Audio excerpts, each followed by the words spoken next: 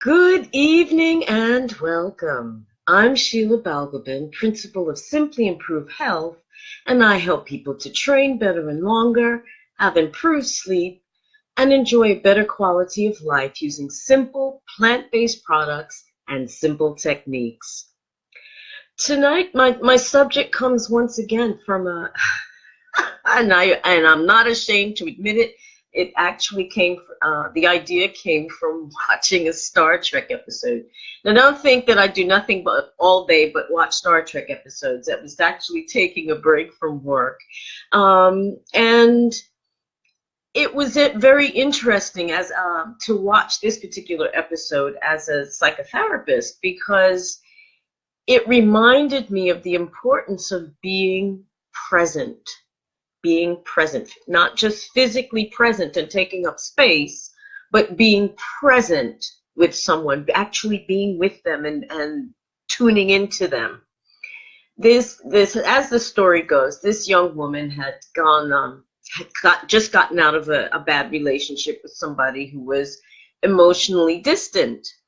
And then she gets mixed up with an android who has no feelings at all, who's just as emotionally distant. But it took her seeing that this person was just literally going through the motions and there was no emotion behind it, that got her to understand that she had traded one bad relationship for another one. And that's a warning for anybody on a rebound relationship, by the way. Even if you meet the most fantastic person in the world and they're right for you, catching them on the rebound is just a bad idea. You're bringing all of the baggage and crap from the previous relationship, so it's almost doomed from the start. But anyway, it got me to thinking about being present and what that actually means. Now, you may have noticed that everywhere you go these days that people are talking about mindfulness and being mindful and paying attention. And I think that's to a certain extent a backlash against technology, which is fast and furious and skims along the surface. You flip through your Facebook messages, you flip through the tweets that people send, and everything is along the surface. Nobody has the time or inclination, even, it seems, to go deeper than what they see on the surface or what they hear or experience on the surface. And it goes even deeper than that. I mean, I don't know about you, but I find it the height of rudeness, absolute lack of manners, when you're out with someone and they're chattering away on their phone to someone else. It's like, well, if I'm not interesting enough for you to be with me and pay attention to me when I'm sitting right in front of you, then why am I here?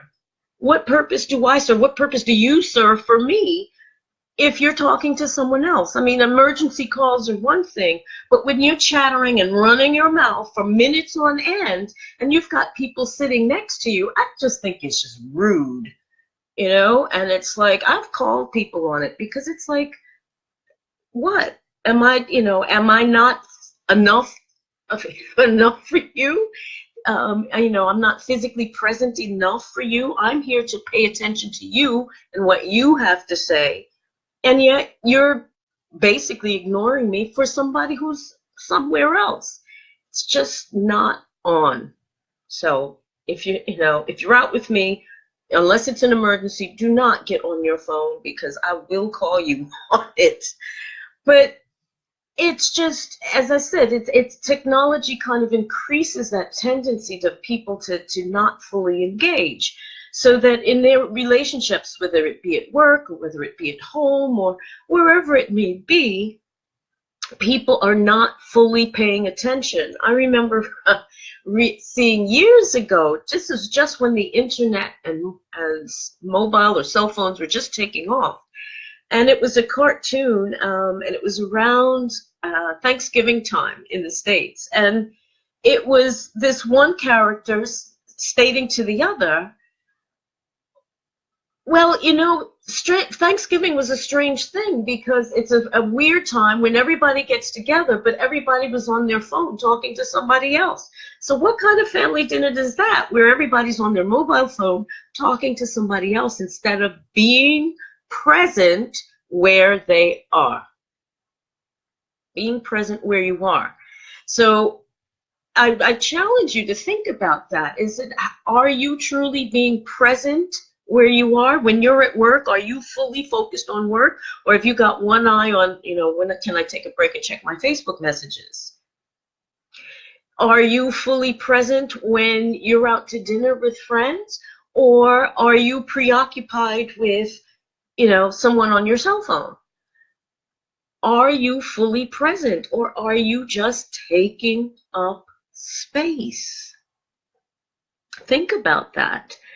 I mean, people complain often, you don't understand me, you don't listen to me, you're not hear what I say. But how often are you not listening to what other people are saying to you? A conversation takes at least two people, at least two. So if one is present and the other is not, the other one is giving a soliloquy and talking to themselves, basically, because the other person isn't fully present and participating in that conversation. So again, I would ask the question, are you being fully present so that you can expect that others would also be fully present as well? It seems such a simple thing, but I think the terrible, with all the communication tech and technology that we have, that the basics of communication is looking in somebody's eyes and speaking to them and being present with them is almost a lost art. I mean, it's to the point where there's a recognized phenomenon among these younger generations now, where they have phobias, actual phobias about talking to people directly because they're so used to the interface of their phone or tablet. Mindfulness, they're afraid to be present because that's too personal, it's too up close, it's too in your face. But we are creatures that communicate. That is what we do. That is how we get through life, is communicating information to one another, of whether it's I love you, I don't want to be bothered with you, let's do this together, whatever it may be. It necessitates communication in one form or another. And if you're not truly present and truly paying attention to what people are telling you, you're missing the boat. You're missing the point. You're not seeing the person. You're not seeing the situation. So I would challenge you again to look at the different areas and different relationships in your life and see whether you are truly and fully present in each one of those situations. If you're not, then you need to look at why. Is it the relationship needs to undergo some kind of change? Is it that you've outgrown the relationship? Is it there's just needs to be some more communication so that adjustments can be made? I mean, relationships are the actual art of compromise, because you're not going to get it all your way all the time. And you'll never find out what other people have in mind unless you're truly present and really listening and logging what it is they're saying and what it is they're doing. You can't stay wrapped up in your own little world, because no man is an island, as this expression goes. So those are my thoughts about being present, and whether you're being truly present in your relationships in your life. And if not, give some thought as to how you can redress that lack of presence. So thank you very much for watching. I hope you found this of value. If you're watching on replay, just type in replay and send me your love hearts or your wows or your love hearts or thumbs up or any emojis, and let me know that you found this of value. Thanks for listening and watching. Have a lovely, lovely evening. I'm going to go out and enjoy the rest of the nice weather before the sun goes down.